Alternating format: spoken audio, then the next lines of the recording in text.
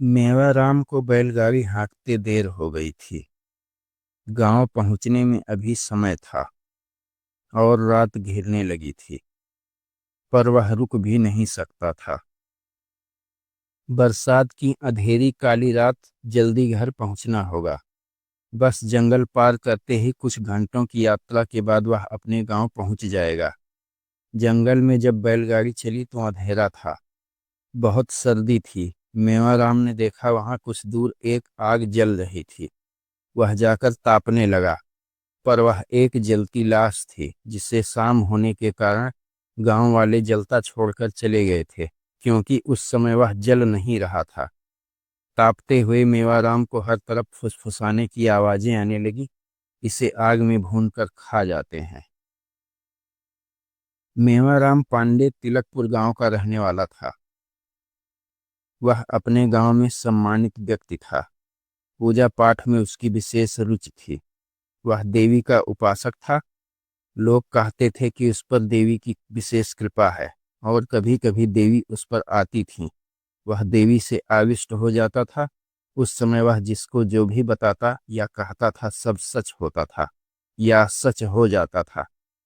इस कारण लोग उसे सम्मान और भय की मिश्रित नजरों से देखते थे।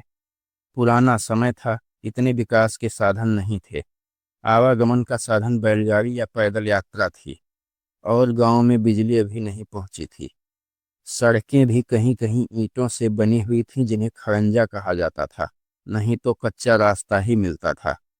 शाम होते ही सूरज डूबने के बाद लोग खा पीकर सो जाते थे और सुबह जल्दी उठकर अपने काम में लग जाते थे।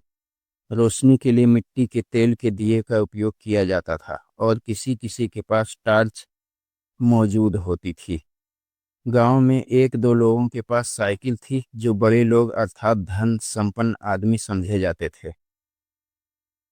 कहने का मतलब है कि उस समय का यातायात कच्ची सड़कों पर पैदल या फिर बैलगाड़ी से होता था। आज लगभग 2 वर्ष बाद मेवाराम को अपनी बेटी के ससुराल जाना था। उसके यहाँ बेटे के मुंडन कार्यक्रम के बाद निमंत्रण था, जिसमें आसपास के गांवों के लोगों को भोजन करना था। उसी के लिए मेवाराम कुछ दही चूड़ा और अन्य खाने पीने का सामान तथा वस्त्र इत्यादि लेकर जा रहे थे, जिसे भार ले जाना कहते थे। साथ में अपने गांव के नाई चुन्नी लाल को भी ले लिया। दोनों ने यात्रा के दिन सुबह सूर्योदय से पहले ही सारा सामान बैलगाड़ी में लादा और उसे बरसाती पन्नी से ढांक ढांक कर लेकर चल पड़े। यह बरसात का मौसम था, तो सामान को बारिश से बचाने के लिए यह इंतजाम करना पड़ा। चलते चलते कच्चे रास्ते या चकरोड के दोनों तरफ हरे भरे बारिश से धुलकर लहलहाते खेतों और पड़ने वाले वृक्षों को निहारते आसपास काम पर आते जाते गांव के लोगों से हंसते बोलते दोनों ने अपना गांव पार कर लिया। बैलगाड़ी अपनी गति से चलती जा रही थी। दोनों बैल बहुत हष्टपुष्ट और तगड़े थे और वे बैलगाड़ी तेजी से खींच रहे थे। दोपहर होते होते उन्होंने कई गांवों को पार करते हुए सिवान अर्थात निर्जन स्थान, जहां आसपास कोई जन निवास ना हो, में आ गए। जंगल में दोनों तरफ घने वृक्षों के बीच में से बैलगाड़ी अपनी गति से रेंगती हुई चली जा रही थी। दोनों को भूख प्यास लग आई और बैल भी भूखे प्यासे प्रतीत होने लगे, तो उन्होंने बैलगाड़ी एक जगह रोका। पास में से नदी बह रही थी। उन्होंने हाथ मुंह धोया, बैलों को पानी पिलाया और एक पेड़ से लंबी रस्सी से बांधकर घास चरने के लिए छोड़ दिया। फिर मेवाराम ने भोजन निकाला और नाई ठाकुर चुन्नी लाल के साथ बैठकर भोजन करने लगे। भोजन के बाद फिर से बैलों को जोतकर चुन्नी लाल ने बैलों को हाँकना शुरू किया। दोनों बात करते चले जा रहे थे। सायं होते होते दोनों अपने लक्ष्य वाले गांव रामपुर तक पहुंच गए। अपनी बेटी के ससुराल में पहुंचकर लोगों से मिले, सामान रखा गया और घर परिवार से मिलने के बाद अपनी बेटी से मिलकर कुशल क्षेम पूछा। फिर मेवाराम ने बेटी के ससुर से वापस जाने के लिए आज्ञा मांगी। कुछ ऐसा कारण था कि रुका नहीं जा सकता था। उसी दिन वापस जाना जरूरी था। दूसरे बेटी के ससुराल में कुछ खाना पीना नहीं था, तो भरे मन से लोगों ने उन्हें विदा किया। इस बार मेवाराम अकेले थे। नाई ठाकुर को वहां पर कार्यक्रम, जो अगले दिन होना था, में सहयोग के लिए वहीं रोक लिया गया। बारिश का मौसम और बादल छाने लगे थे। सूरज भगवान कब के डूब चुके थे। चारों ओर अंधेरा गहराने लगा था। ऐसे में अजीब सी सन्नाटे में आ रही झींगुरों और अन्य जीवों पक्षियों की आवाजें वातावरण को भयानक बना रही थीं। मेवाराम के पास टॉर्च थी, जिसकी रोशनी के सहारे वो बैलगाड़ी हाँकते चले जा रहे थे। यह घने जंगल वाला रास्ता था। घंटों इस पर चलने के बाद फिर गांव आने शुरू होंगे और शायद आधी रात होते होते मेवाराम अपने घर पहुंच जाएंगे। मेवाराम ने आसमान में देखकर समय का अनुमान लगाने का प्रयास किया, लेकिन आसमान घने काले बादलों से घिर गया था। कुछ ही देर में बारिश शुरू हो गई और हवा के थपेड़े भी चलने लगे। बैलगाड़ी हाँकना दूभर हो रहा था, लेकिन इस घने जंगल में रुकना खतरनाक हो सकता था और घर पहुंचना जरूरी था। तो मेवाराम ने किसी भी तरह बैलगाड़ी हाँकना जारी रखा। उन्होंने बारिश से बचने के लिए साथ लाई हुई पन्नी ओढ़ लिया था, लेकिन हवा के साथ चलने वाली बारिश की बौछारों ने मेवाराम तक पहुंचने का रास्ता ढूंढ ही लिया और उसे भिगोती जा रही थी। धीरे धीरे मेवाराम ने वह जंगल पार कर लिया और अब एक बड़े बाग की तरह दिखने वाला जंगल शुरू हो गया था। यह उतना घना नहीं था, बस अब 2-3 कोस के बाद ही लगातार पड़ने वाले गांवों का सिलसिला शुरू हो जाएगा। फिर कुछ देर बाद मेवाराम का गांव भी आ जाएगा। मेवाराम ने बैलों को पुचकार कर और तेज चलने के लिए कहा, तो जैसे बैलों ने भी उसका कहा समझते हुए अपनी गति बढ़ा दिया, जैसे उन्हें भी अपने घर पहुंचने की जल्दी थी। अब बारिश थम चुकी थी। हवा के झोंके अभी भी चल रहे थे, जो ठिठुरन पैदा कर रहे थे। चलते चलते मेवाराम को कुछ ज्यादा ही ठंडी लगने लगी। उसके दांत किटकिटाने लगे। जब सर्दी असहनीय हो गई तो मेवाराम ने कहीं पर रुककर आग तापने के बारे में सोचना शुरू कर दिया। उसके मन में अपने घर पहुंचकर शरीर को सुखाकर आग तापने के दृश्य तैरने लगे। इसी तरह चलते हुए काफी समय बीत गया और अब बैलगाड़ी एक गांव के पास के जंगल से गुजरने लगी। अब इसी के बाद से गांवों का सिलसिला शुरू हो जाएगा। छोटे छोटे जंगलों के बाद एक एक करके गांव आते जाएंगे और 5 गांवों के बाद छठा गांव तिलकपुर होगा, मेवाराम का अपना गांव। तभी मेवाराम को रास्ते से कुछ ही दूरी पर जंगल में आग जलती दिखाई दी। मेवाराम चौंका। यहाँ पर कोई गांव या घर तो है नहीं, तो इस बियाबान में आग किसने जला रखा है? लेकिन मेवाराम को इससे क्या, उसे तो आग ताप कर अपनी ठंड दूर करनी थी। हवा धीमी हो चुकी थी, पर यह कमबख्त ठंडी बढ़ती ही जा रही थी। मेवाराम ने बैलगाड़ी रोकी, बैलों को टार्च की रोशनी में देखकर एक पेड़ से बांधा और उस आग की ओर चल पड़ा। बैल तेजी से चहलकदमी करने लगे और पेड़ के चारों ओर उछलने लगे, जैसे रस्सी तोड़कर भागने के प्रयास में हों। पर इन सब से बेखबर मेवाराम जलती आग के पास जा पहुंचा और ताप कर अपने आप को गर्माहट देने लगा। तापते हुए वह आसपास से लकड़ियां उठाकर आग में डालने लगा। कुछ देर बाद जब मेवाराम की ठंड दूर हुई तो वह थोड़ा चैतन्य हुआ और इस बियाबान में इस जलती आग के औचित्य के बारे में विचार करने लगा। तभी उसे लगा जैसे उसके आसपास बहुत से लोग धीरे धीरे फुसफुसा रहे हैं, पर चारों तरफ देखने पर भी उसे कोई नहीं दिखा। अब उसे किसी अनहोनी जैसी आशंका होने लगी। उसने टॉर्च की रोशनी में आसपास का निरीक्षण किया तो उसे कुछ अजीब लगा। उसे लगा जैसे यह किसी शव की चिता हो, पर रात में कहाँ शव जलाया जाता है। पर अब यहाँ रुकना ठीक नहीं है।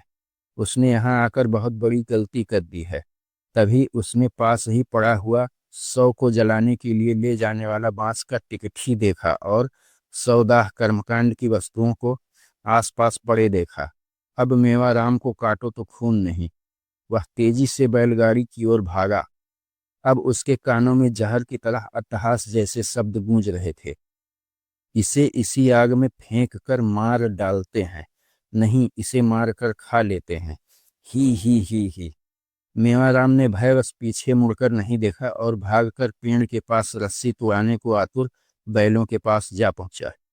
कब उसने बैलों को खोलकर बैलगाड़ी में बांधा और कब उस पर सवार होकर बैलों को हाँक कर हवा की गति से बैलगाड़ी को दौड़ाया, उसे खुद ही पता नहीं चला।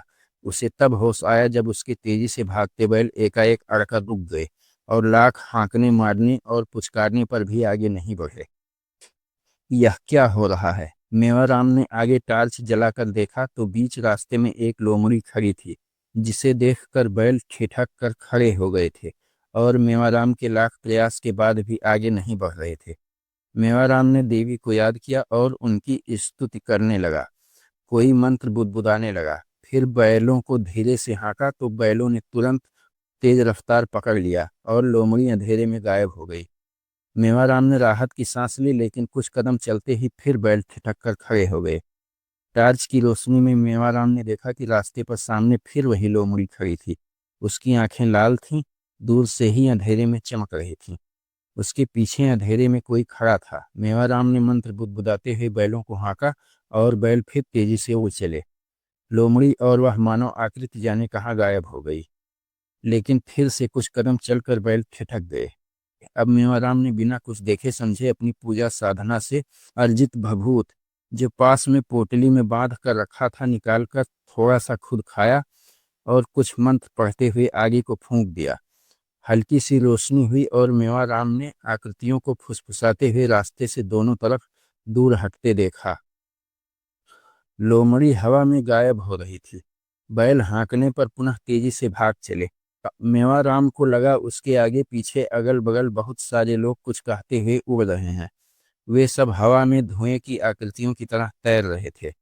उसने अपने बाएं बगल देखा तो एक भयानक कंकाल सी चेहरे वाली आकृति उसके पास दौड़ते हुए उसे छूना चाह रही थी। उसके आसपास और भी परछाइयां चल रही थीं।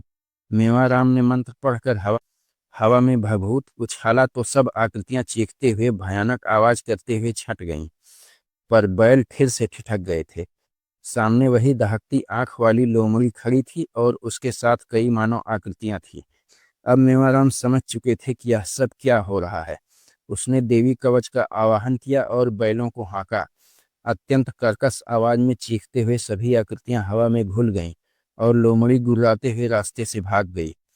मेवाराम ने बैलों के माथे पर भभूत लगाया और उन्हें आगे चलने को हाँका। बैलों ने फिर से गति पकड़ लिया और अब वे नहीं रुके।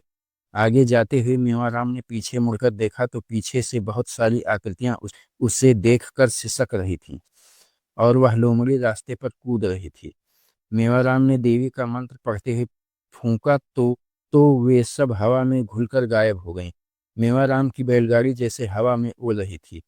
लगातार सभी गांवों को पार करते हुए अंततः उसने अपने गांव में प्रवेश किया। अपने घर पर पहुंचकर बैलों को खोलकर चरनी में बांधा और खुद नहा धोकर देवी के स्थान पर गया। घर वाले जाग गए थे। सब उसके सोने के लिए आवश्यक तैयारियां कर रहे थे। देवी के स्थान पर प्रवेश करते ही वह देवी से आविष्ट हो गया। उस पर देवी आ गईं और कड़कती आवाज में बोली, आ गया, लौट आया सही सलामत। वो सब पिशाच थे। अगर मैं ना होती तो तुझे मारकर खा गए होते और तू भी उनमें से एक बनकर भटक रहा होता। फिर मेवाराम वहीं गिर गया। घर वालों ने उसे उठाकर बिस्तर पर लेटाया। सुबह जागने पर घर वालों ने उससे रात को देवी के कथन के बारे में पूछा तो मेवाराम ने सब कुछ बताया, जिसे सुनकर सब आतंकित हो उठे और सबने देवी माँ को धन्यवाद दिया। मन ही मन उनको प्रणाम किया। धीरे धीरे दोपहर तक यह बात पूरे गांव में होकर आसपास के गांवों तक फैल गई। सबके मुंह पर मेवाराम की भक्ति और देवी की अपने भक्तों की रक्षा करने की प्रतिबद्धता की कहानी थी। सबने उस कहानी को अपने अपने ढंग से एक दूसरे को सुनाते हुए उसमें अपनी अपनी कल्पना का तत्व भी जोड़ लिया था। मेवाराम और उसकी देवी की प्रसिद्धि चारों ओर फैलने लगी। देवी के स्थान पर एक मेला लगने लगा और दूर दूर से लोग वहां दर्शन और देवी का आशीर्वाद पाने के लिए आने लगे।